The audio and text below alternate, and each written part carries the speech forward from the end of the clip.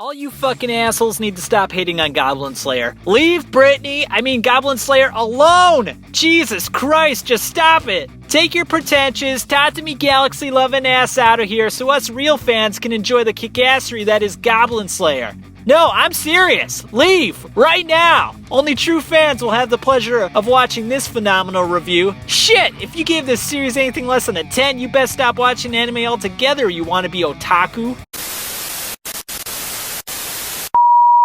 The genius of Goblin Slayer comes from its uninhibited objective to underscore the savagery of the goblins, thereby forcing the audience to immediately empathize with the lowly adventurers whose virginities will be forever lost to those disgusting green chodes. The first episode may have been a bit overwhelming, but it was necessary to highlight the evil nature of the goblins, and boy were they ever evil. But when all hope seemed lost, the vigilante known as Goblin Slayer entered the proverbial arena to layeth the smackdown on all their candy asses, and layeth the smackdown he did. Essentially, if you think about it, he's the Japanese equivalent of Batman. Motherfucking Batman! Set in a medieval world. It's fucking awesome! But instead of breaking bones and scarring his foes psychologically, the Goblin Slayer just straight up murders those little dickwads. Along with his ruthless nature, the Goblin Slayer utilizes a myriad of techniques to kill goblins and keep the viewer entertained, including curb-stomping goblin teeth against jagged rocks, rearranging goblin faces with his knuckles, splattering goblin brain matter across cave walls, shooting arrows through goblin eyeballs, and performing a mass genocide of all goblins, including the younglings. Not the younglings! Also, the Goblin Slayer's battle armor looks amazing! And his sturdy resolve to remain a Goblin Slayer despite the ridicule of his fellow assholes compatriots was admirable. His heart is filled with a deep hatred for those vile little creatures. People calling him an edgelord simply don't understand how traumatizing of an experience he went through. If the anime community had any inkling of what empathy was, then they would know what time it is. But the Goblin Slayer knows what time it is. It's fucking goblin slaying time. Am I right? The genius of Goblin Slayer comes from the formation of a great coalition of diversified talents and people to accelerate the slaying of even more goblins. Simply put, they put the Goblin Slayer with a lizard dude, a flat-chested elf, a geriatric dwarf, and Onna the Priestess to go on a super cool adventure to destroy an enormous goblin nest. When the elf girl used her magic to guide the single arrow through the two goblins and a wolf, I was straight up marking out. Ric Flair style. But the episode wasn't quite over yet, because just as my erection was at its limit, they started playing epic rock music as the main crew walked toward the goblin den with bad intentions, enough weapons to terrify the whole country of France, and a whole lot of awesomeness.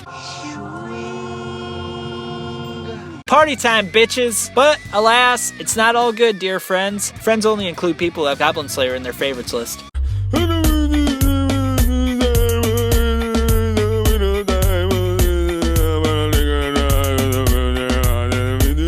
Episode 5 deviated from the norm, omitting the Goblin Slayer's main objective in lieu of a silly side quest by some arbitrary characters. Excuse me, are we watching Goblin Slayer? Or pummel a rat with a giant club because you're too incompetent to pull your sword from a dead rat carcass? Slayer. The show obviously lost its focus, leaving the viewer in a deep pit of despair, wondering if the Goblin Slayer would ever resume his normal duties of goblin slaying. Hashtag depressed. This sort of blunder would have been unforgivable if not for the following episode when the motherfucking Goblin Slayer lit those goblins up like a Christmas tree. With his sword.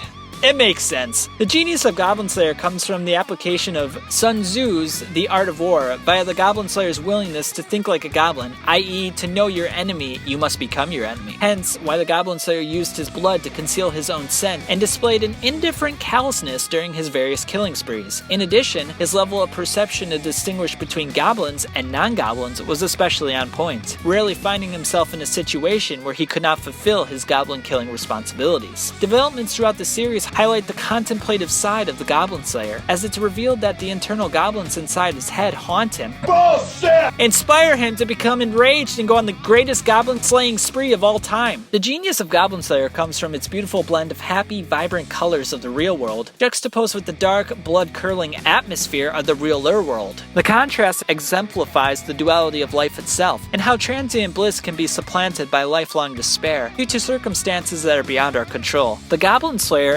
experienced a fate worse than death, having witnessed the gang rape and eventual death of his sister. Instead of acquiescing to his own fears, however, the Goblin Slayer hardened his resolve, choosing to never forgive the creatures that robbed him of his remaining family and his innocence. The Goblin Slayer himself is not an exceptionally powerful warrior, nor is he blessed with unique powers/gifts that elevate him to the status of being one of a kind, perpetuating the stock shonen hero archetype. What makes the Goblin Slayer special is his devotion, some may call it insanity, to exterminate every last goblin in existence and make no apologies about it.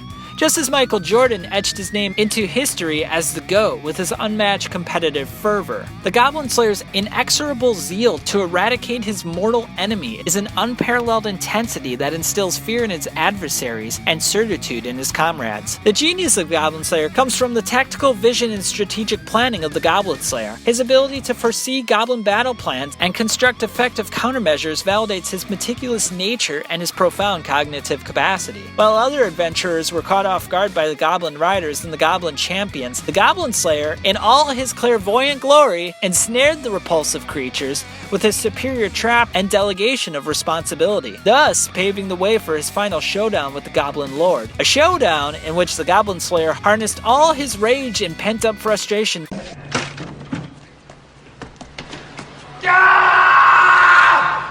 to fuel his fighting spirit to its absolute maximum. So why, you may ask, does the anime community hate the Goblin Slayer? Detractors have argued that Goblin Slayer's combative fury embodies the worst aspects of the unstoppable rage archetype. You know, the same unstoppable rage every shonen hero experiences when they lose their shit and unlock a dormant power they never realized they had until the very moment they needed it the most. In addition, they claim that the excessive amount of fan service has been rather excessive. Excessive or not, the fan service has been on point, with a plethora of great camera angles and side boob action to boot. How about that side boob? That turn you on?